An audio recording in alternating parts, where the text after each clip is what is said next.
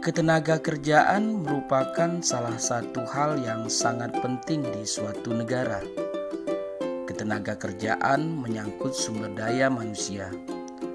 Maju dan tidaknya perekonomian negara bergantung pada sumber daya manusia negara tersebut.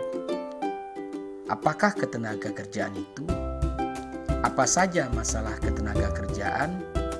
Bagaimana pemerintah menyelesaikan masalah ketenagakerjaan? Akan kita pelajari dalam bab 3 tentang materi ketenagakerjaan ini. Selamat menyaksikan. Menurut Undang-Undang Ketenagakerjaan Nomor 13 Tahun 2003, ketenagakerjaan adalah segala hal yang berhubungan dengan tenaga kerja pada waktu sebelum, selama, dan sesudah masa kerja. Hal-hal apa saja yang berhubungan dengan ketenagakerjaan menurut Undang-Undang Nomor 13 Tahun 2003? Yang pertama adalah tenaga kerja.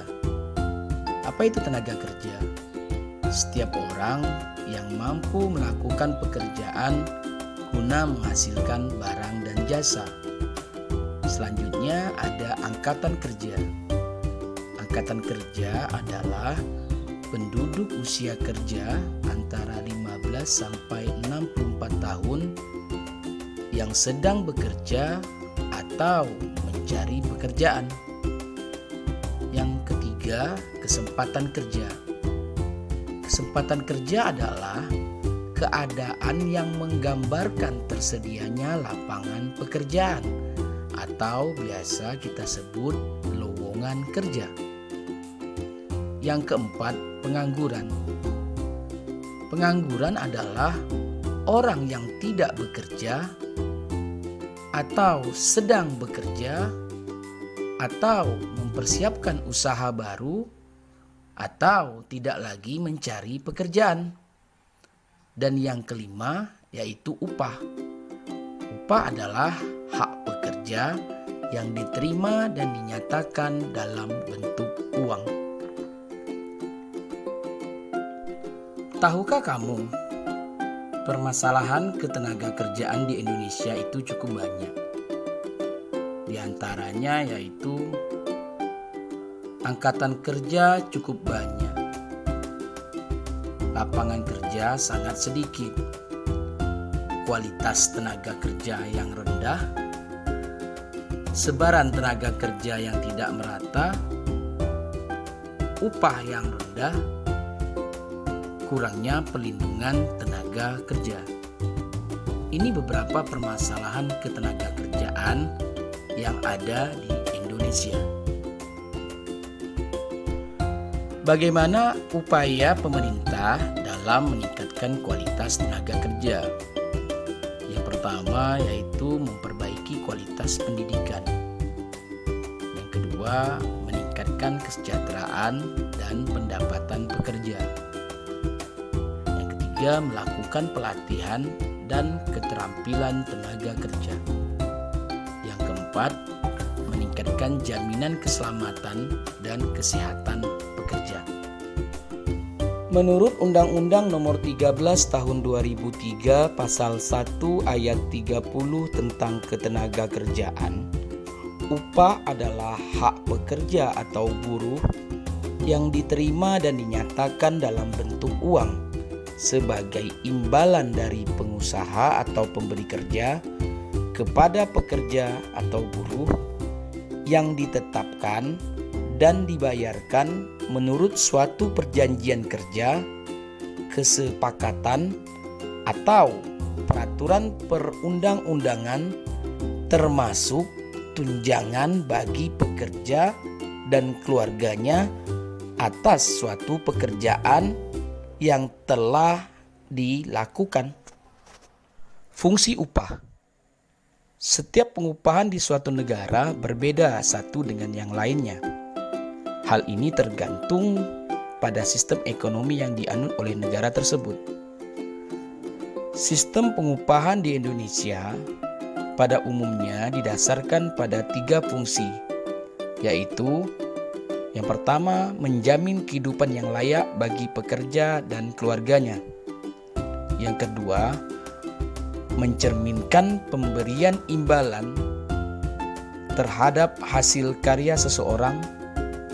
Serta yang ketiga, pemberian insentif yang mendorong peningkatan produktivitas kerja dan pendapatan nasional.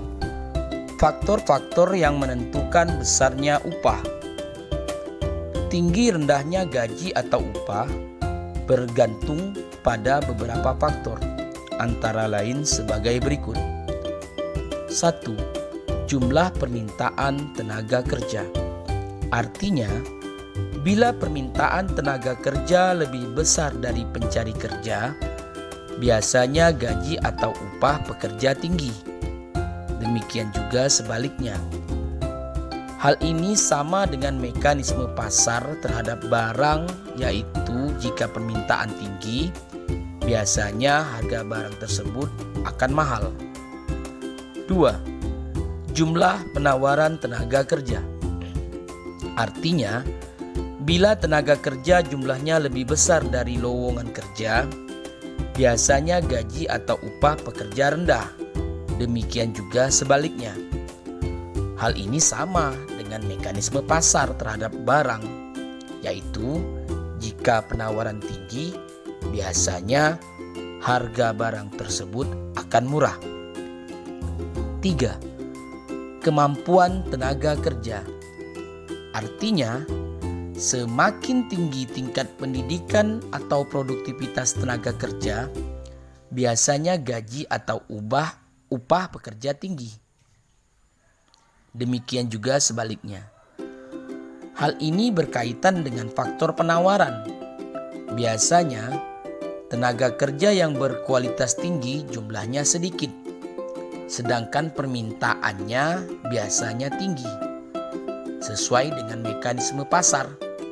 Maka, kondisi seperti ini akan mengakibatkan tingginya harga tenaga kerja tersebut. Syarat sistem pengupahan. Syarat sistem pengupahan pertama bersifat menarik atau atraktif. Sistem pengupahan sebaiknya bersifat atraktif agar menarik bagi orang luar untuk memasuki perusahaan yang memiliki kebijakan tersebut. Sistem pengupahan juga harus bersifat kompetitif, yaitu agar bisa bersaing dengan perusahaan sejenis atau perusahaan lain yang berada dalam lingkungannya. Sistem pengupahan harus dirasakan adil, karena sistem pengupahan harus dapat dirasakan bagi semua karyawan. Pekerjaan yang memang berat menerima imbalan lebih dibandingkan dengan pekerjaan yang ringan. Sistem pengupahan bersifat motivatif, yaitu agar karyawan merasa adanya suatu rangsangan untuk memacu prestasi kerjanya karena adanya nilai imbalan yang sesuai dengan pekerjaan yang dilakukan. Macam-macam bentuk upah.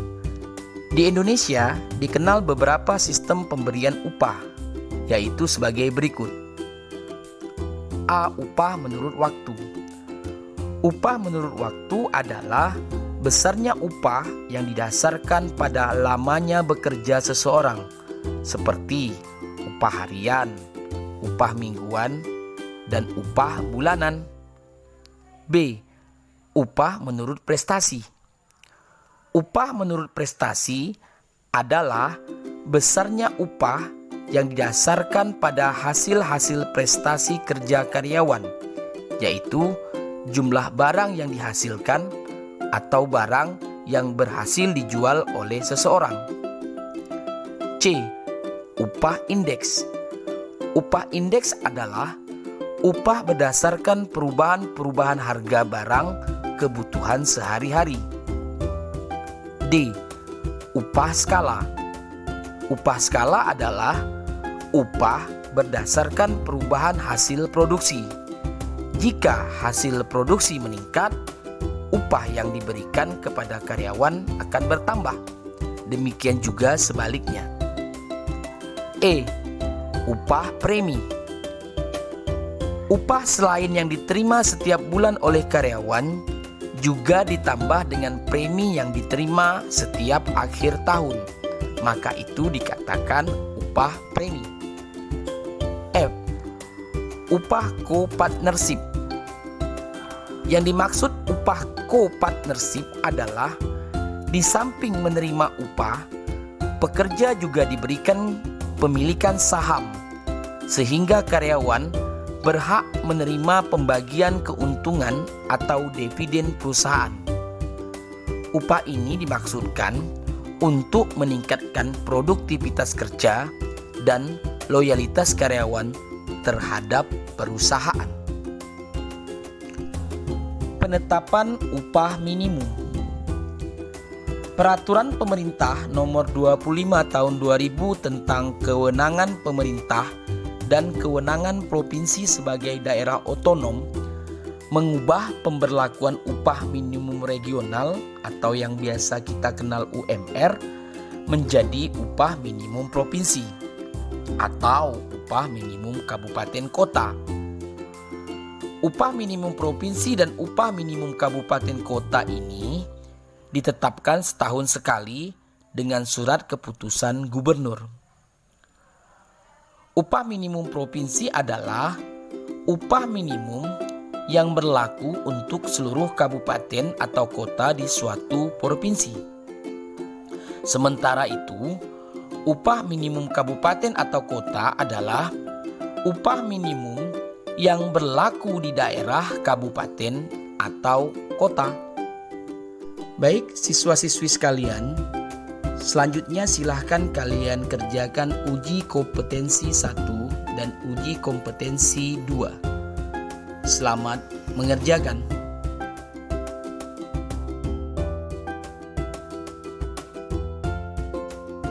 Demikian video pembelajaran tentang materi ketenaga kerjaan dan upah.